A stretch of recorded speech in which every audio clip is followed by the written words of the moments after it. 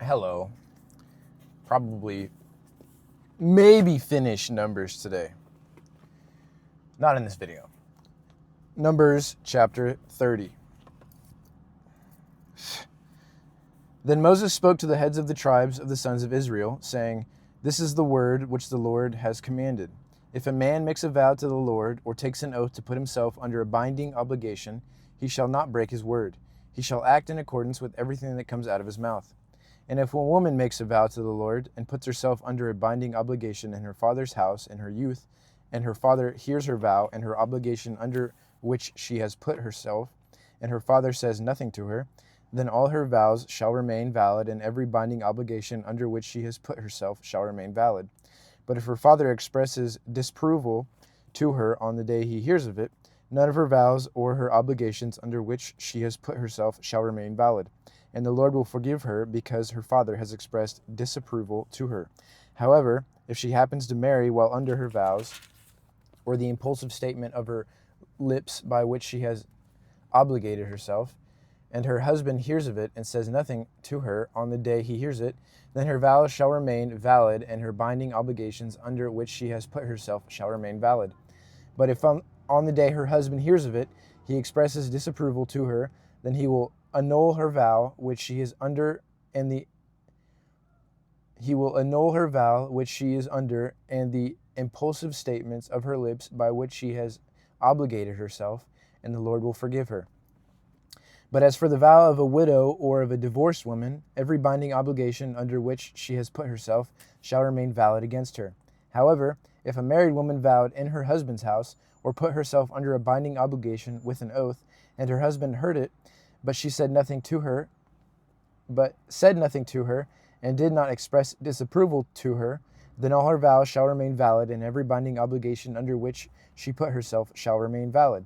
But if her husband actually annuls them on the day he learns them, then no utterance from her lips concerning her vows or the obligation she put on herself shall remain valid. Her husband has annulled them, and the Lord will forgive her. Every vow and every binding oath to humble herself, her husband may confirm it, or her husband may annul it. But if her husband in fact says nothing to her from day to day, then he confirms all her vows or all her binding obligations which are on her. He has confirmed them, because he said nothing to her on the day he heard them. However, if he actually annuls them after he has heard them, then he shall bear the responsibility for her guilt. These are the statutes which the Lord commanded Moses concerning matters between a man and his wife, and between a father and his daughter while she is in her youth in her father's house. Numbers 31. Then the Lord spoke to Moses, saying, "Take vengeance on the Midianites for the sons of Israel. Afterward you will be gathered to your people. You will die." So Moses spoke to the people, saying, "Arm men from among you for the war, so that they may go against Midian to execute the Lord's vengeance on Midian. You shall send 1,000 from each tribe of all the tribes of Israel to war." So there were selected from the thousands of Israel 1,000 from each tribe, 12,000 armed for war. And Moses sent them, 1,000 from each tribe, to the war, and Phinehas the son of Eleazar the priest to the war with them, and the holy implements and the trumpets for the alarm in his hand. So they made war against Midian, just as the Lord had commanded Moses, and they killed every male. They killed the kings of Midian along with the rest of those killed, Evi, Rechem, Zur, Hur, and Reba, the 5 kings of Midian. They also killed Balaam the son of Beor with the sword. And the sons of Israel took captive the women of Midian and their little ones, and they plundered all their cattle, all their flocks, and their property. Then they burned all their cities where they lived, and all their encampments. And they took all the plunder and all the spoils, both of people and of livestock. They brought the captives and the spoils and the plunder to Moses, to Eleazar the priest, and to the congregation of the sons of Israel, to the camp at the plains of Moab, which are by the Jordan, opposite Jericho. And Moses, Eleazar the priest, and all the leaders of the congregation went out to meet them outside the camp. But Moses was angry with the officers of the army, the commanders of thousands and the commanders of hundreds, who had come from service in the war. And Moses said to them, "Have you spared all the women? Behold, they caused the sons of Israel, through the counsel of Balaam, to be unfaithful to the Lord in the matters of Peor. so that the plague took place among the congregation of the Lord. Now, therefore, kill every male among the little ones, and kill every woman who has known a man intimately. However, all the girls who have not known a man intimately, keep alive for yourselves. And as for you, camp outside the camp for 7 days. Whoever has killed a person, and whoever has touched anyone killed, purify yourselves, you and your captives, on the 3rd day and on the 7th day. And you shall purify for yourselves every garment, every article of leather, every work of goat's hair, and every article of wood. Then Eleazar the priest said to the men of war who had gone to battle, This is the statute of the law which the Lord has commanded Moses. Only the gold and silver, bronze, the iron and tin, and the lead. Everything that can withstand the fire, you shall pass through the fire, and it will be clean. Only it shall be purified with water for impurity. But whatever cannot withstand the fire, you shall pass through the water. And you shall wash your clothes on the 7th day, and you will be clean. And afterward you may enter the camp. Then the Lord spoke to Moses, saying, You and Eleazar the priest, and the heads of the fathers' households of the congregation, take account of the spoils that were captured, both of people and of livestock, and divide the spoils between the warriors who went to battle and all the congregation. Also, collect the tribute tax for the Lord from the men of war who went to battle, 1 in 500 of the persons, of the cattle, of the donkeys, and of the sheep. Take it from their half and give it to Eleazar the priest as an offering to the Lord. And from the sons of Israel's half, you shall take 1 drawn from every 50 of the persons, of the cattle, of the donkeys, and of the sheep, 1 from the animals, from all the animals, and give them to the Levites who perform the duty of the tabernacle of the Lord. Moses and Eleazar the priest did just as the Lord had commanded Moses. Now the spoils that remained from the plunder which the men of war had plundered was 675,000 sheep. It's almost 1,000,000. 72,000 cattle, 61,000 donkeys, and of captive people, of the women who had not known a man intimately, and all were 32,000 people. Israel keeps growing. The share of those who went to war was as follows. The number of sheep was 337,500. The Lord's tribute tax of the sheep was 675. The cattle were 36,000. From the Lord's tribute was 72. The donkeys were 30,500. From the Lord's tribute was 61.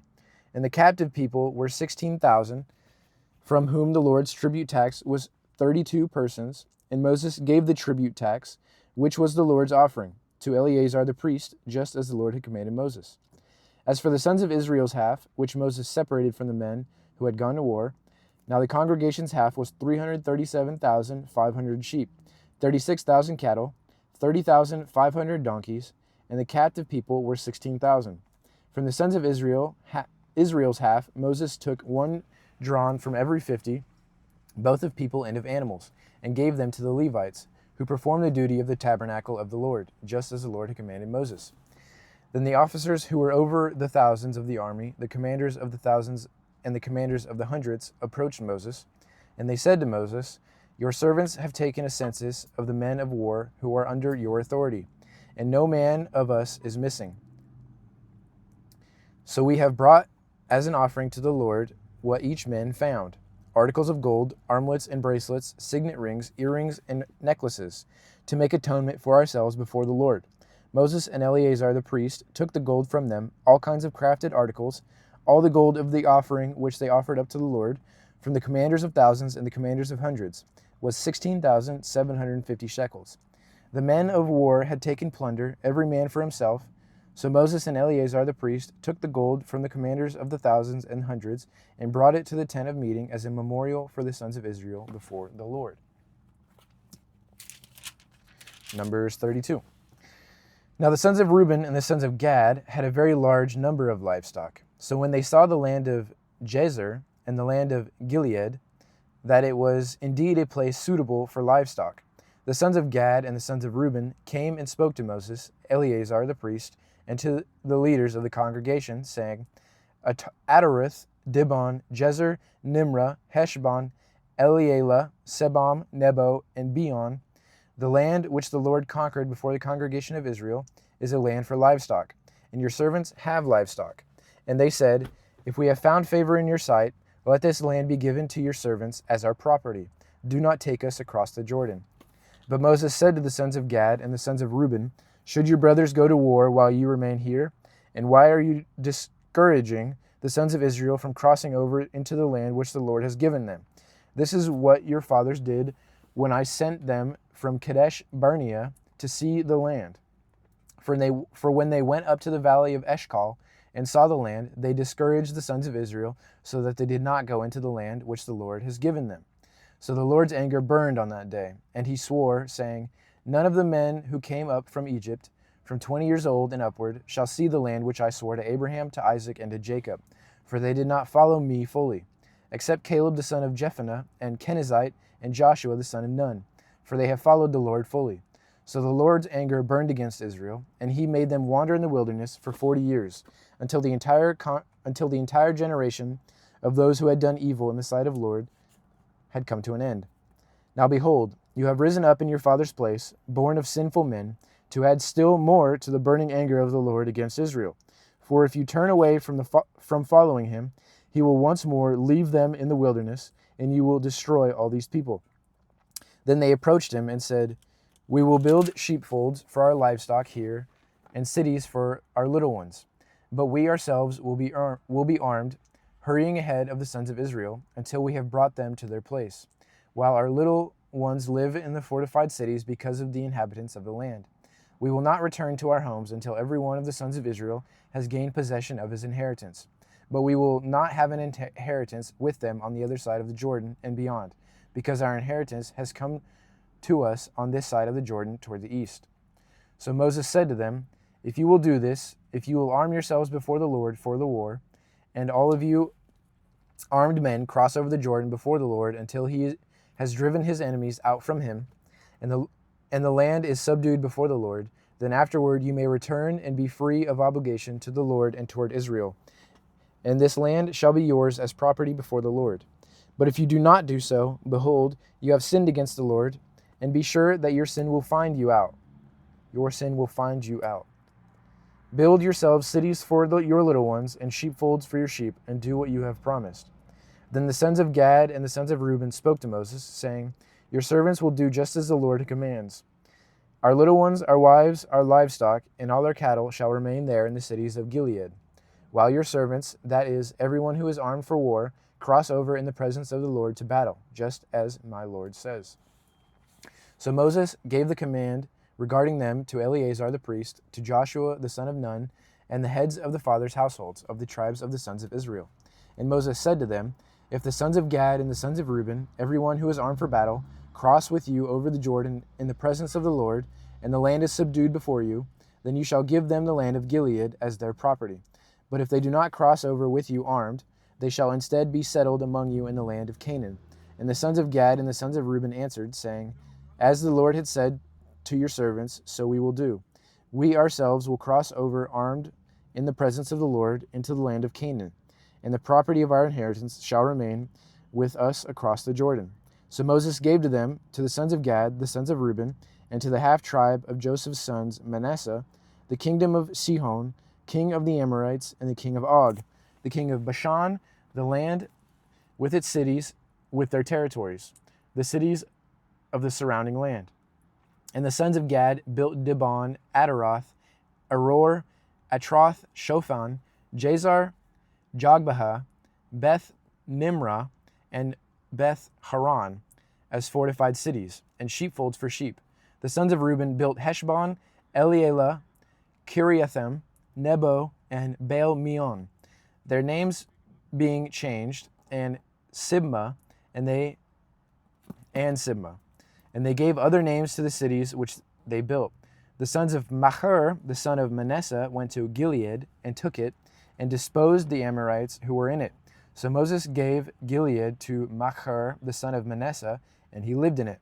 Jair, the son of Manasseh, went and took its towns, and called them Havoth-Jair. Noba went and took Kenath and its villages, and named it Noba after his own name.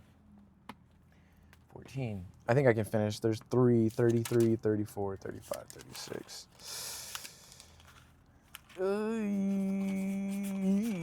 Next one might be a long one, but I'm not going to read one chapter for the ending. And I'm not going to read one book and then go into another.